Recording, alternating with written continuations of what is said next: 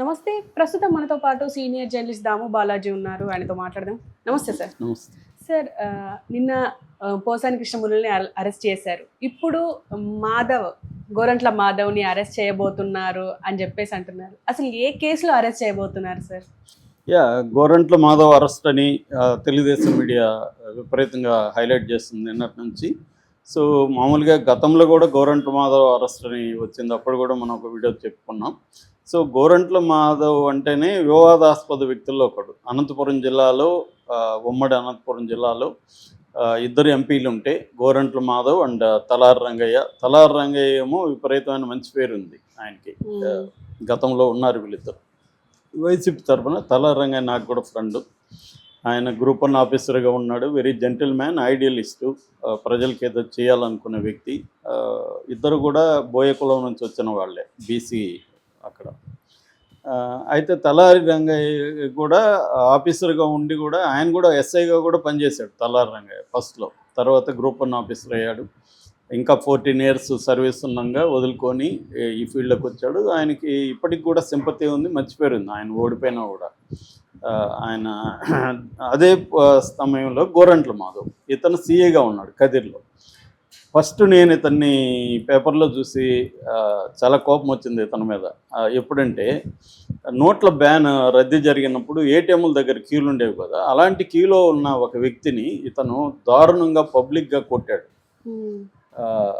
ఎవర్రా వీడియో అని నేను అప్పుడు చూసి షాక్ అయ్యాను.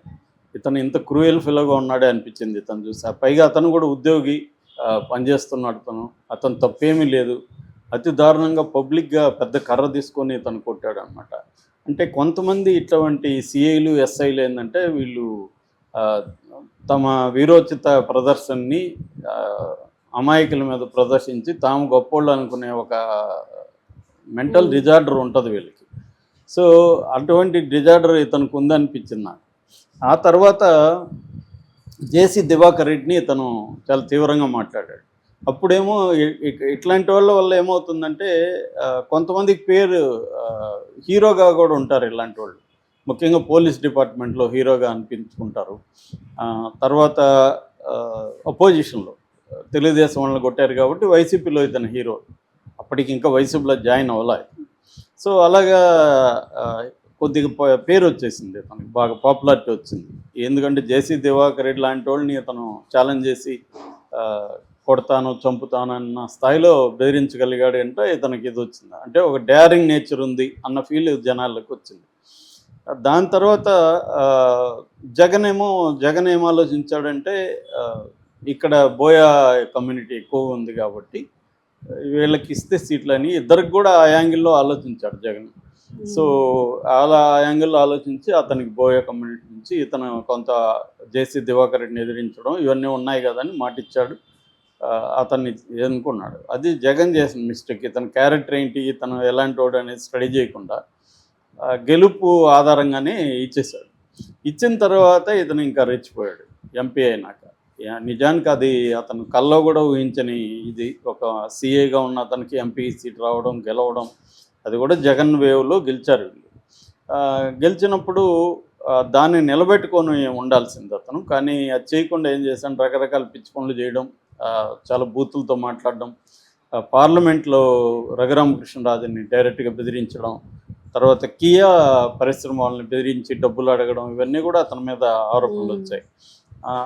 అన్నిటికంటే కూడా అతను బాగా అన్పాపులర్ అయింది ఒక అమ్మాయితో న్యూడ్ కాల్ మాట్లాడడం, వాట్సాప్లో వీడియో కాల్. మామూలుగా ఏంటంటే అది ట్రాప్ జరుగుతుంటుంది. నాకు కూడా వస్తుంటాయి మెసేజ్లు, are you ready for video call అని. సో మామూలు వాళ్ళు టెంప్ట్ అయితే అర్థం ఉంది. ఒక ఎంపీగా ఉన్న వ్యక్తి జాగ్రత్తగా ఉండాలి కదా. అది తెలుగుదేశం వాళ్ళే ట్రాప్ వేశారని మళ్ళీ విమర్శించారు. తెలుగుదేశం వాళ్ళే అవ్వాల్సిన అవసరం లేదు, కానీ తెలుగుదేశంలో కూడా ఇతని మీద ఆల్రెడీ కోపం ఉంది కాబట్టి కొంతమంది మీద నిఘా పెట్టి ఉండొచ్చు. ఏదేమైనా అది బయటకు వచ్చేసింది. అది నీచంగా రికార్డ్ అయ్యి ఇది బయటకు వచ్చింది. అప్పుడైనా జగన్ అతని మీద చర్య తీసుకోవాలి. అతను జగన్ తీసుకోలేదు. సో దానివల్ల కూడా జగన్కి బాగా చెడ్డ పేరు వచ్చింది ఇతని వల్ల. అంటే కొంతమంది వ్యక్తుల వల్ల జగన్కి కూడా చెడ్డ పేరు ఎందుకు వస్తుందంటే జగన్ వీళ్ళని పనిష్ చేయకుండా ఇలాంటి జరిగినప్పుడు కూడా వదిలేయడం వల్ల ఇతను బాగా అన్పాపులర్ అయ్యాడు. ఓకే. అన్పాపులర్ అయినప్పుడు మళ్ళీ టికెట్ అతనికే ఇచ్చాడు. ఎందుకంటే అక్కడ విచిత్రం చూడండి. కులాల్లో కూడా ఎలా ఉంటాయి మన కుల సంఘాలంటే, ఇలాంటి వాళ్ళని ఆ కులం అంతా కూడా సపోర్ట్ చేసింది. హ్మ్. సో, ఎందుకు అదే దౌర్భాగ్యం ఏందంటే, కుల సంఘాలు కూడా విధి లేకుండా ఆ నాయకులు పనికిరాడు అయినా వాడికంటే బెటర్ ఆప్షన్ లేదు వాళ్ళకి. కాబట్టి వాళ్ళనే సపోర్ట్ చేయాల్సొస్తది. ఇంకొకరిని చేయలేరు. అలాగా దాంతో వీడికి ప్రజలు అండ నాకుందని చెప్పి ఇంకా రెచ్చిపోయాడు. ఇంకా రెచ్చిపోయి తెలుగుదేశం నాయకుల మీద, వీళ్ళ మీద విపరీతంగా మాట్లాడడం ఇష్టం వచ్చినట్టు. ఒక డీసెన్సీ, ఒక సబ్జెక్ట్‌తో మాట్లాడడం ఇది లేదు. ప్రజలకి నేనేం చేశానని చెప్పే పరిస్థితి లేదు. ఆ రకంగా ఇతను కులాన్ని అడ్డుపెట్టుకొని బ్లాక్‌మెయిల్ చేస్తూ రెచ్చిపోయాడు. సో, రెచ్చిపోయి మాట్లాడాడు. ఈ క్రమంలో ఏమైందంటే అతను ఒక వీడియోలో మాట్లాడుతూ ఒక పోక్సో కేసులో ఉన్న అమ్మాయి పేరు చెప్పాడు. ఓకే. మామూలుగా పోక్సో కేసుల్లో విక్టిమ్ పేరు చెప్పొద్దని రూల్ ఉంది. సో, విక్టిమ్ పేరు చెప్పాడు. నిజానికి ఈ పని అన్ని మీడియా సంస్థలు చేస్తాయి. పేరే కాకుండా ఫోటోలు కూడా వేస్తాయి. ఫర్ ఎగ్జాంపుల్ మన జానీ మాస్టర్ విషయంలో విక్టిమ్ పేరు ఎవరికి తెలీదా? అందరికీ తెలుసు కదా. మరి వాళ్ళందరికీ కూడా శిక్ష వేయాలి కదా, కేసులు పెట్టాలి కదా. కానీ తెలుగుదేశం ఇప్పుడున్న కూటమి ప్రభుత్వం విచిత్రంగా కేసులు పెడుతుంది. ఇతని మీద ఇప్పుడు ఆ కేసు పెట్టింది. ఇతని మీద వేరే కేసులు పెడితే అర్థం ఉంది, ఇతను అర్హుడే కాదని నేను అనట్లే. కానీ ఒక పిచ్చి కేసు ఇది. ఎందుకంటే పోక్సో కేసులో విక్టిమ్ పేరు చెప్పాడని ఆయన మీద పెడితే దాదాపు ప్రతి యూట్యూబ్ ఛానల్ మీద, వెబ్సైట్ మీద, యూట్యూబ్ ఛానల్లే కాదు మేజర్ మీడియా అందరూ కూడా అనేక కేసుల్లో పెడతానే ఉంటారు పేర్లు ఫోటో కూడా వేస్తారు. ఫోటో వేయొద్దు, బ్లర్ చేయాలని ఉంది, ఇవన్నీ ఉంది కానీ వేస్తారు. అందరి మీద పెట్టాలి. అలాంటప్పుడు అది పెట్టారు ఇతని మీద. అదే ఒక విచిత్రం. కాకపోతే ఇతన్ని మరి అరెస్ట్ చేస్తారో లేదో తెలియదు. మామూలుగా మనకి సిఆర్పిసి పార్ట్ 1A కింద నోటీసులు ఇచ్చేవాళ్ళు ఇంతకుముందు. ఇప్పుడు బిఎన్ఎస్ఎస్ 35(3) కింద ఇస్తారనమాట. సేమ్ సెక్షన్ అది. సో, భారతీయ న్యాయ సురక్షా సంహిత, నాగరిక సురక్షా సంహిత. సో, దాని కింద నోటీస్ ఇచ్చారు విజయవాడకి రమ్మని. సో, నవంబర్ 2న ఈ కేసు పెట్టింది ఎవరంటే మళ్ళీ అదొక విచిత్రం. వాసిరెడ్డి పద్మ.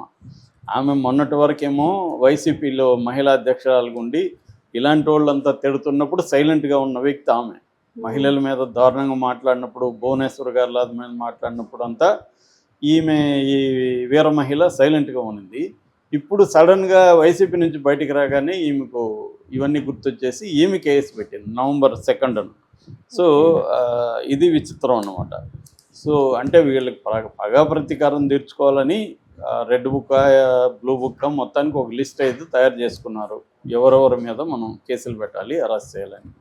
దానికోసం వీళ్ళు ఈ కూటమి అనుసరించే విధానాలు మాత్రం చాలా అప్రజాస్వామికంగా, చట్టవిరుద్ధంగా, కోర్టులని కూడా ధిక్కరిస్తూ ఉన్నాయి. నిన్న పెట్టిన పోసాని మీద పెట్టిన 111 సెక్షన్ అయితే సుప్రీంకోర్టే దీన్ని దుర్వినియోగం చేస్తున్నారని చెప్పింది. మళ్ళీ అదే పెట్టారు. ఆల్రెడీ హైకోర్టులో 111 మీద అనేక పిటిషన్లు పెండింగ్లో ఉన్నాయి. ఇది కావాలనే పెట్టేస్తున్నారు. అందరి మీద 111 పెట్టేస్తున్నారు. 111 అంటే నేను ఎక్స్ప్లెయిన్ చేశాను. క్రైమ్ సిండికేట్లో మెంబర్ అనమాట. పోసాని ఏ క్రైమ్ సిండికేట్లో మెంబరు. సో, దాన్ని ఎందుకు పెడుతున్నారంటే అది నాన్ బెయిలబుల్ అండ్ కాగ్నిజబుల్ కాబట్టి. అంటే కోర్టు పర్మిషన్ లేకుండా డైరెక్ట్గా వెళ్ళి అరెస్ట్ చేసేయచ్చు. బెయిల్ కూడా ఇవ్వలేరు. అందుకని బెయిల్ ఇవ్వలేదు పోసానికి కూడా. సో, ఈయన మీద ఇంక పోక్సో పెడతారని అంటున్నారు. నిజానికి పోక్సో పెట్టడానికి లేదు మామూలుగా అయితే. కానీ మరి పెట్టదలుచుకుంటే రాజుగారు తలుచుకుంటే దెబ్బలకు కొరవ అని తెలుగుదేశం అనుకుంటే కేసులకు కొరత ఏముంది, ఏదైనా పెట్టగలరు. సో, అలాగా వాసిరెడ్డి పద్మ ఇచ్చిన కంప్లైంట్ బేస్ చేసుకొని ఇతని మీద పోక్సో కేసులో ఒక అమ్మాయి పేరు, విక్టిమ్ పేరు బయట పెట్టాడని చెప్పి కేసు పెట్టారు. ఇదొక క్రూరమైన హాస్యం అంటాం కదా, ఒక క్రూయల్ కామెడీ. ఇది రాంగు. ఇలాగ చట్టాన్ని అంటే నీకు కోపం ఉండొచ్చు వాళ్ళ మీద, వాళ్ళని కక్ష తీర్చుకోవాలని అనుకోవచ్చు, కానీ దానికి ఎంచుకునే పద్ధతి మాత్రం చాలా డేంజరు. ఇది కంప్లీట్గా పోలీసులని కూడా మిస్యూజ్ చేయడం. పోలీసులకు ఒకసారి ఫ్రీడమ్ ఇస్తే వాళ్ళు నీ మీద వాళ్ళ మీద అనే తేడా ఉండదు. ప్రజల మీద కూడా వాళ్ళు విరుచుకుపడతాడు. గతంలో కూడా చాలాసార్లు జరిగింది. రేపొద్దున మళ్ళీ జగన్ అధికారంలోకి వస్తే ఎందుకంటే రెట్టింపుతో కక్ష సాధింపు అనేది ఉంటుంది. సో వీళ్ళు ఒకరినొకరు కక్ష సాధించడం కోసమే జనం ఓట్లు వేసి గెలిపిస్తున్నట్టుగా ఉంది. ఓకే సో అదే జరుగుతుంది ఇప్పుడు కూడా. Okay sir, thank you.